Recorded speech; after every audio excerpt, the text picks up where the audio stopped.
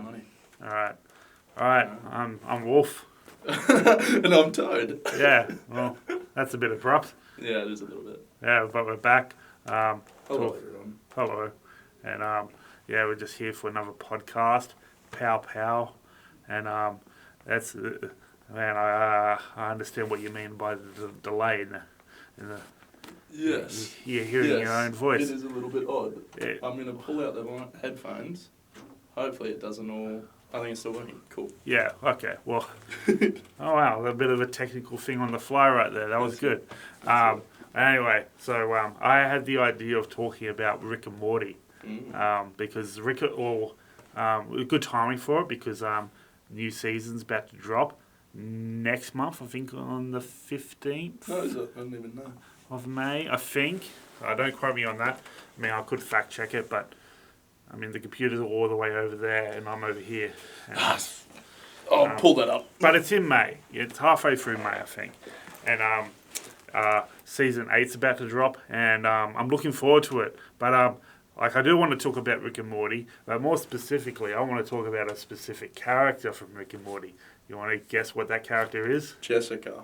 Wow, shit. Oh, man, it's almost as if, like, we've spoken about this previously. Like, this is a premeditated thing. Like, Don't be ridiculous. This is all off the cuff. You're like a Nostradamus. Can you tell me the next lottery numbers? You know, Quasimodo predicted all this. Quasimodo, who's that? This, don't worry. Oh. Too big a thing. Don't worry. All right. Oh, well, maybe for another podcast. But anyway, Jessica from Rick and Morty. I feel like Jessica hasn't really been talked about enough, even though that she should be. I reckon she's like a very, very underrated character. Not just in the show, but just like in Outside general. of the show? Well, I mean, I suppose... Well, like... Yeah, I get what you mean. Like, yeah, just in general. The confines of a story. Well, you know, because she, you know... like in simplest terms, like she is the typical love interest for the main character. You know what I mean? That's how she starts. Pretty like two-dimensional, one-dimensional character. Like, very just exists. Very one-dimensional. Very one-dimensional. And like we've all seen that before. But but the show doesn't really do a whole lot to really address her. Like basically, we are as bad as lost. Yeah. Confused as to who Jessica is as Morty is, you know? Yeah, which is a part of why I'm very interested to hear where this is going to go, because I feel like her character is not explored very much. Well, but having saying that, it kind of is, because the few times you do interact with Jessica, like...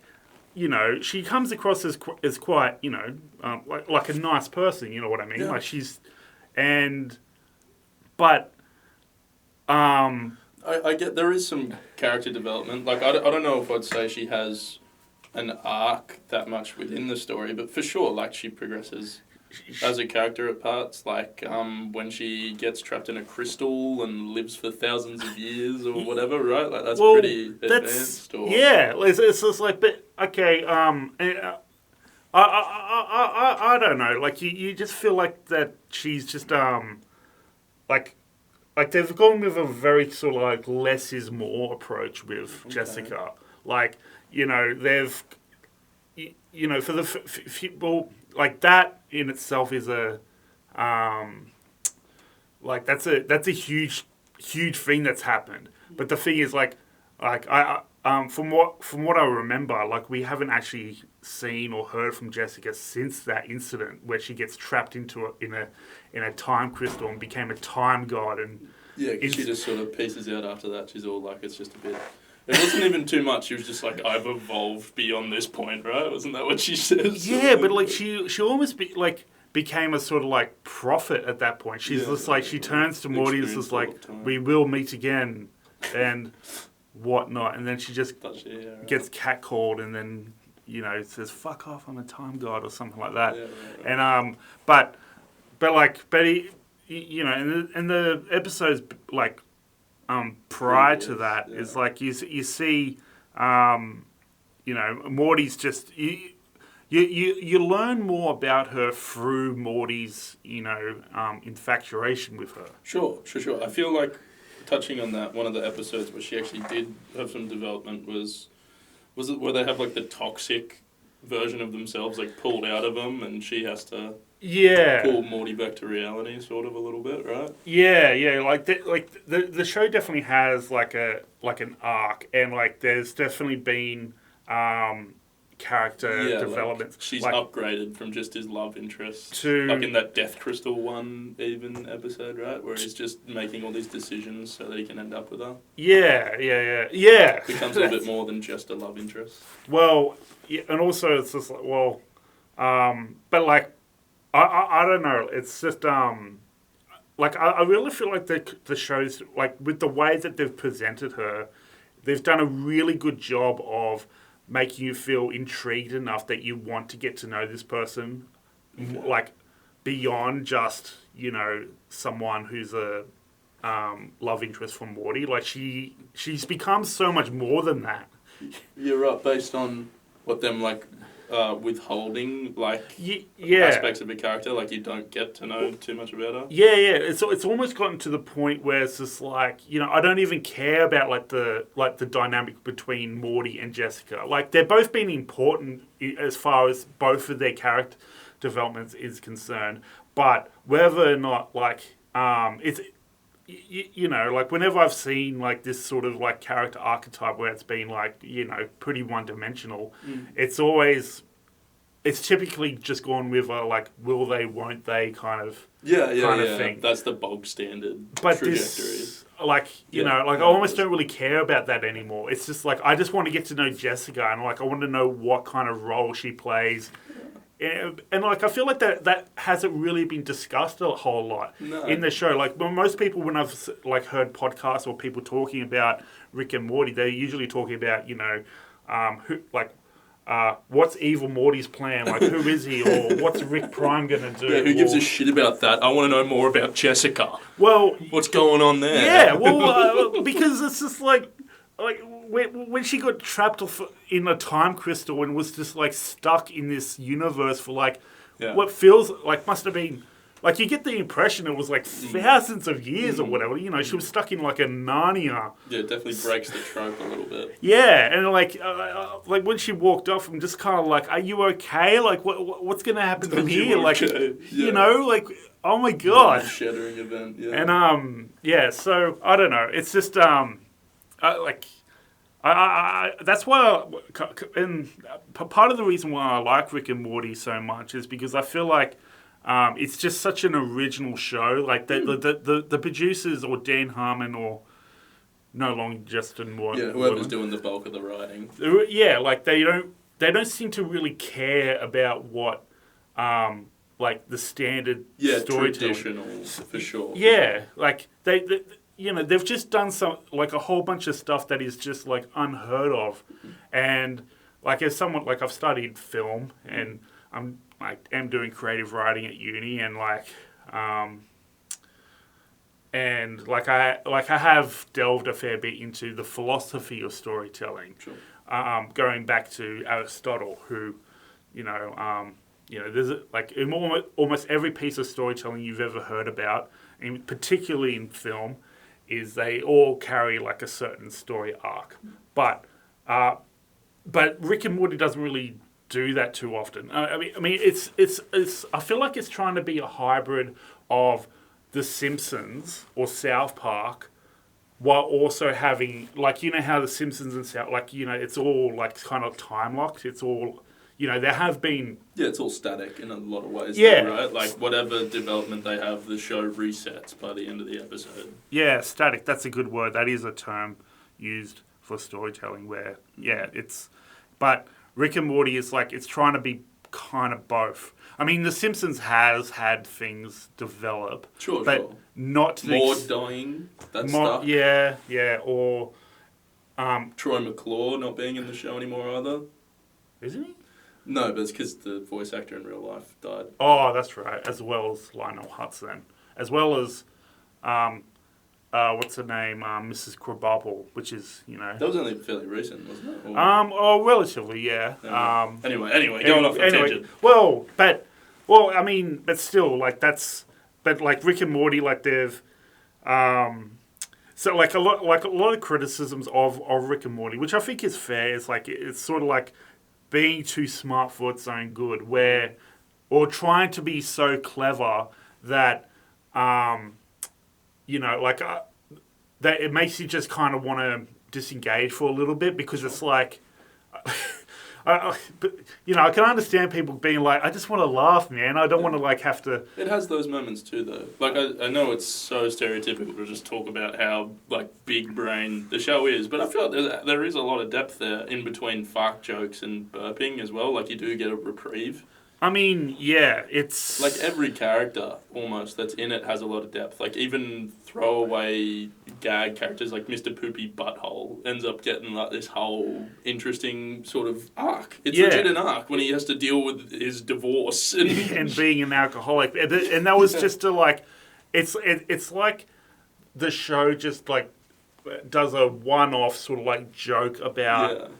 A certain obscure character like Mr. Poopy Butthole or Jessica or whatever. And it's just but, it's a joke that you sort of you see it, you watch it, and you just go, oh, ha, ha, move on. But then the show focuses on this other aspect, Rick and Morty, and, has a huge kind of and you think there's going to be a massive payoff, but then it's just when Eve and Morty made that rift and it looked like it was going to be a huge thing, but then all of a sudden the dinosaurs show up and they're just Yeah, I think that really is kind of at least my greatest, the appeal that the show kind of holds for me is just the bread and butter of it at its core is it just subverts all the expectations like you were talking about from typical media around it, The Simpsons. Everyone's seen hundreds of episodes of all this stuff.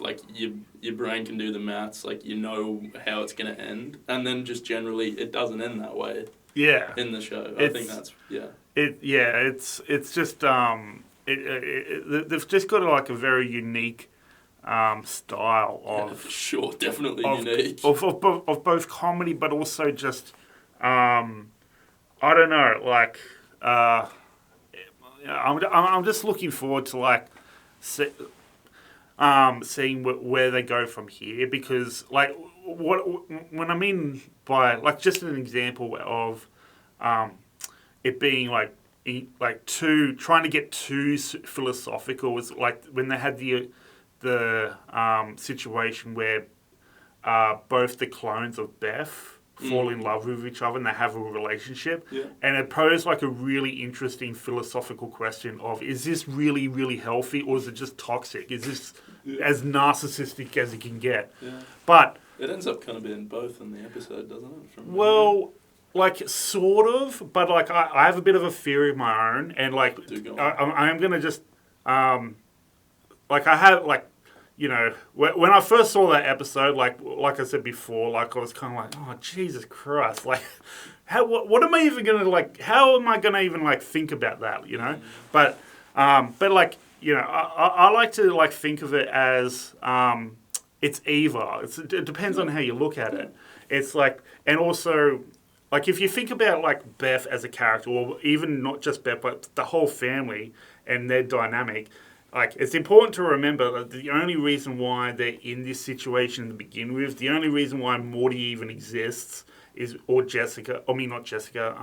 Summer, is because Rick, the Ricks, made it so, Because they need Mortys. They need Mortys, so they made the dumbest man in the universe to be with the daughter of the smartest man in the universe to create this baby that can... give Rick a camouflage. Yeah, shield their brainwaves, right? Yeah.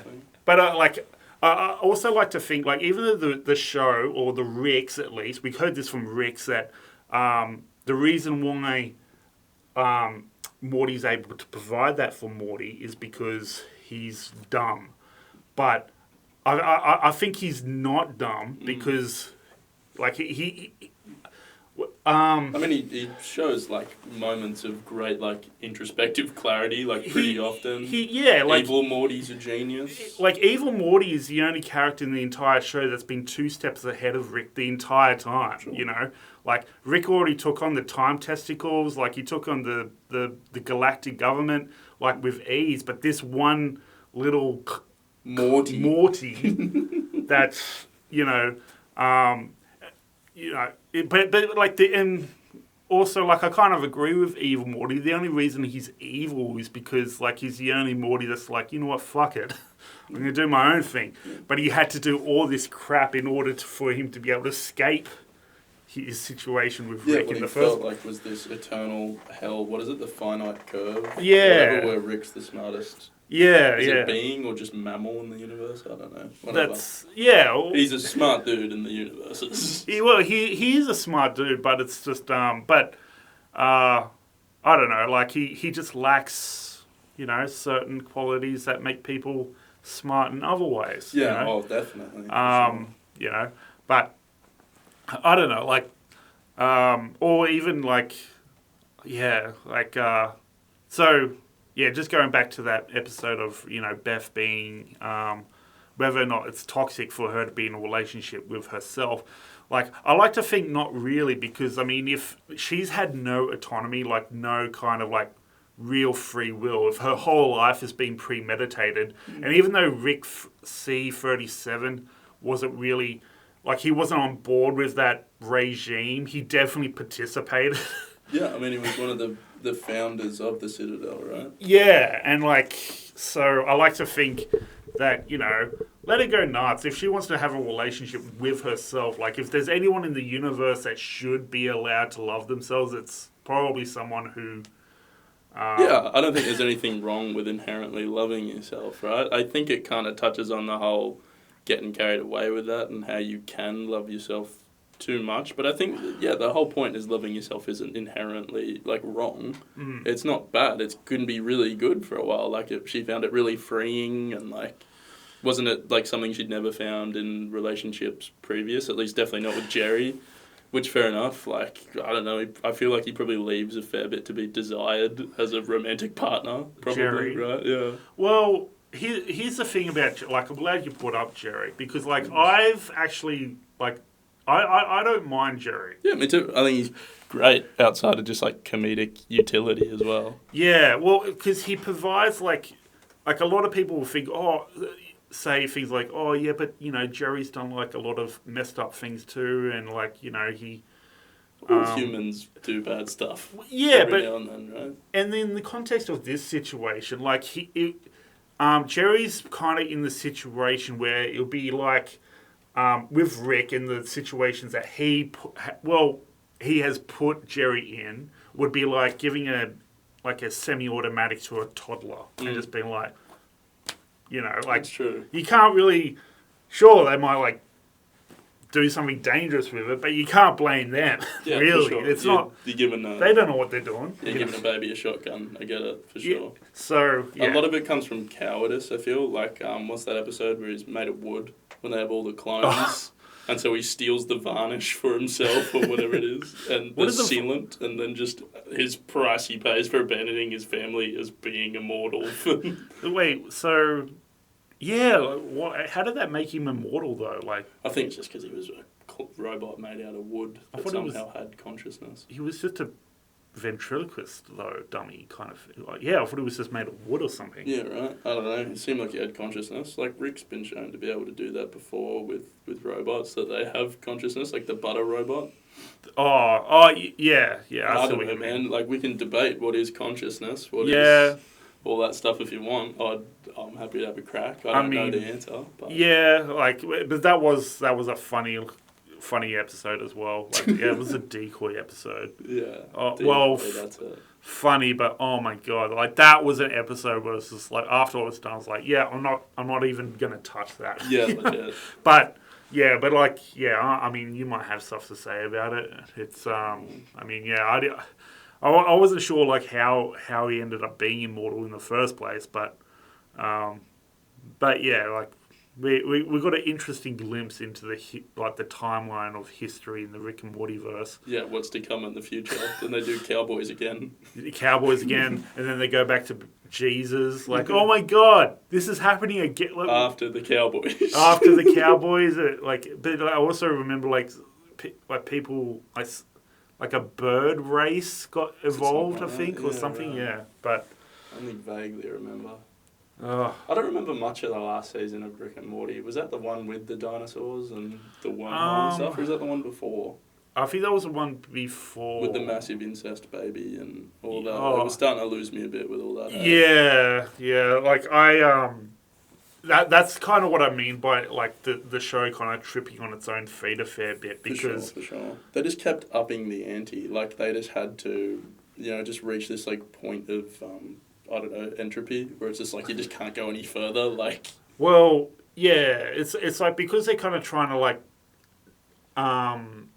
it's like the show goes, like, because you saw the episode where the incest baby comes into the show, which is honestly a gross episode. It's a horrible fighting sperm cells. Yeah, but it's like the show, like, goes on for a few more episodes, and then they go, oh yeah, like, we introduced this thing, we got to, like, tie that up somehow. Yeah, right. And so...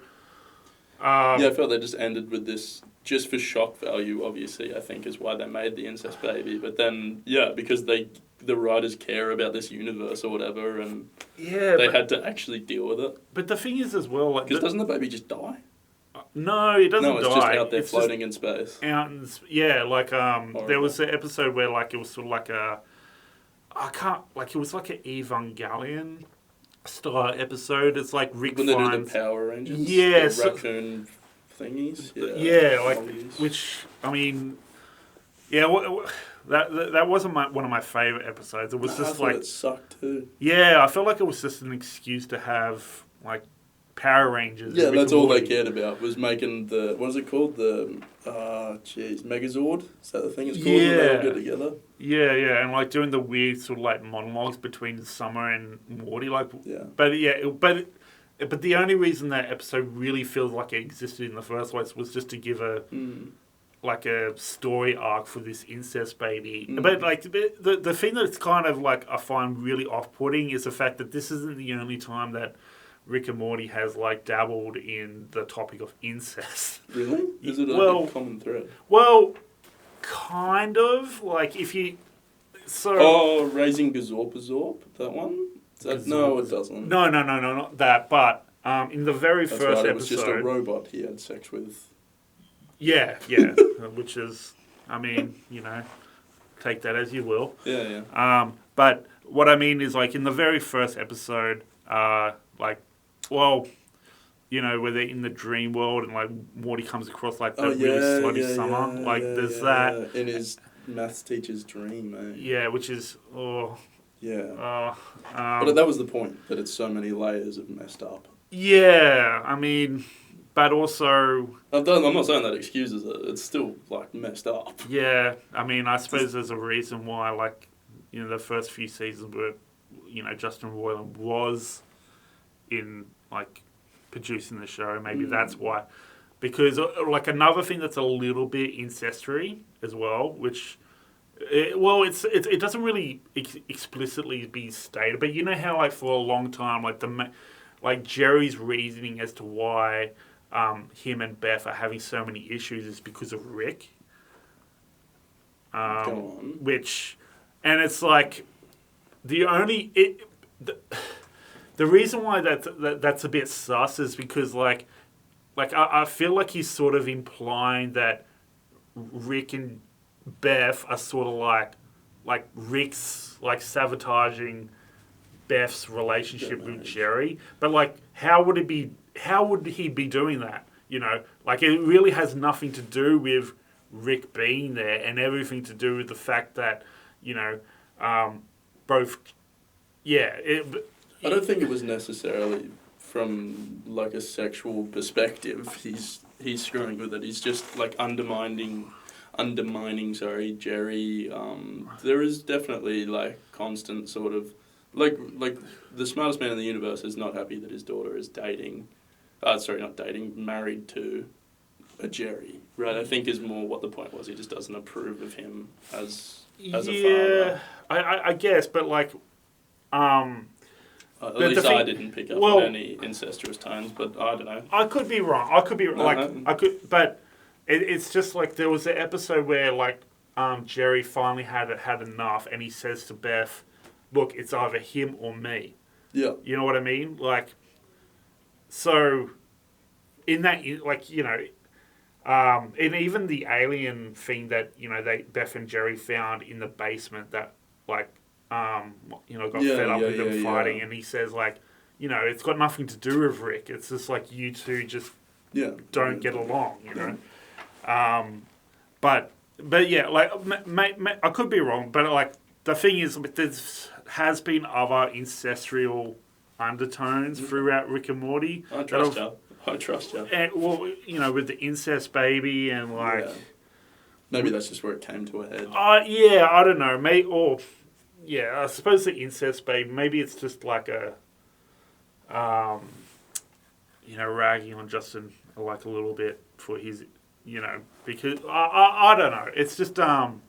I just found that to be very strange because, like, honestly, if I was Jerry, I'd just be like, I'd be really happy because, like, you'd be living with a dude that can, like, do anything. Like, everyone's, like, ragging on Jerry to go get a job. It's just like, well, you got this scientist that can, like, make wormholes, time travel. He can do literally anything. He can do anything. Like, why would he need to work, And especially, like, if he's going to stay in their house, eat their food, and, like, take his son on, like, these weird adventures, the least he can do is, like, provide for the family in a way that like lets them live comfortably or whatever. And so I don't know, like, because like Jerry's frustration with Rick, it just seems to be like just Jerry's envious of Rick because he's getting more attention from Beth than he is from Beth, if that makes sense. Yeah, no, I think that's definitely a part of it for sure. It's interesting hearing that perspective though, because everyone usually is coming from it like, Rick's just like a dick. Like, he does these objectively evil things, like, all the time. He's a dick. Super self-serving. And self-serving. Definitely self-serving. Because, like I said, like, even though he wasn't really on board with, like, the whole, like, the Citadel Ricks and, all the evil, bad stuff that the Ricks have done. But, sure. Like I said, he definitely participated. Yeah, for sure. And anyway, like, it's such an interesting show. It's like, great. There's just, like, I feel like you could spend, like, 2 hours, like, talking about a single fucking frame of the show. And just, there's just so much to unpack. There's just, it's so rewatchable as well. Like, you can watch it, like, 1,000 different times and still laugh. Pick up on something new. Yeah. I'm looking forward to season 8. See where we go from here. I think the last season ended. It's kind of weird. Like I just felt like the last few seasons. Definitely a bit disconnected from it. Yeah, I don't know if it was because of COVID or whatnot. But I think just with all the changes in the show, I just wasn't really.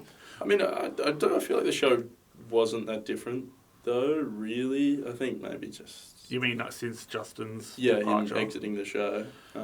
Yeah. Also, what's your thoughts on that whole thing with Justin? I don't even know, dude. I don't know enough about it to comment on it. Yeah. Well, maybe that's for a different podcast. Yeah. I'll read up on the topic. Yeah, but anyway, it's I'm looking forward to the next season. Yeah, the last season ended with the fear hole.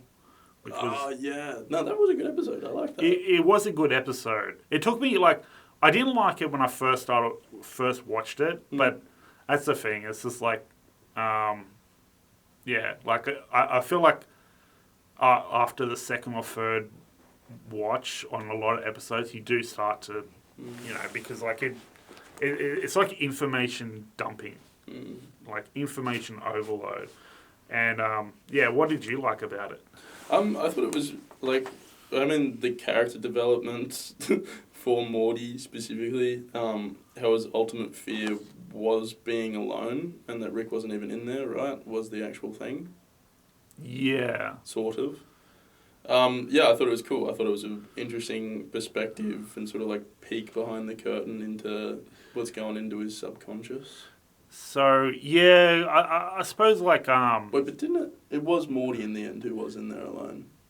Yeah, it was. I can't quite remember. Like, again, I have to watch it again. Yeah, maybe it didn't have that big an impact on me. Well, I just remember liking it. Yeah, but... it was good. Like, it wasn't necessarily funny, but it was like it was an a more interesting. serious one.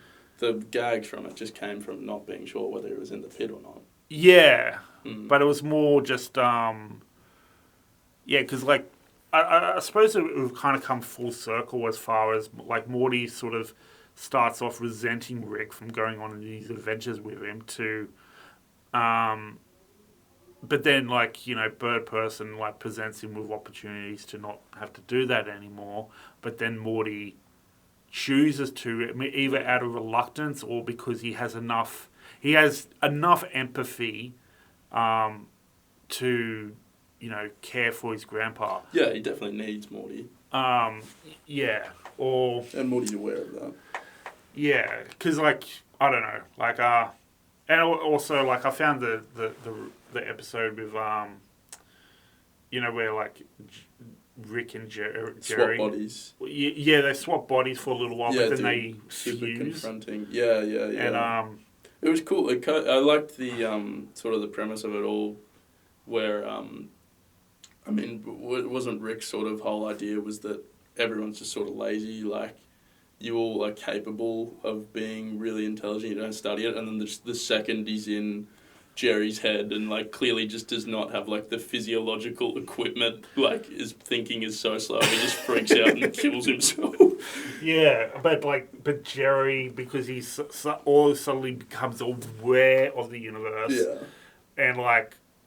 and just how like the starts to be able to comprehend the tragedy of life. He just for sure ends it. Ignorance is bliss, hey. Oh yeah, it's just I don't know, and I don't know. Super fun. There's so many things that just make you want to go into a cave somewhere and just contemplate life. Yes. And just definitely.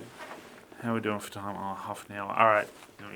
Yep, righto. All right. Well, that's us for this round. Thank you. My name's Wolf, and I'm still Toad. We are punching out. Punching out. Yeah.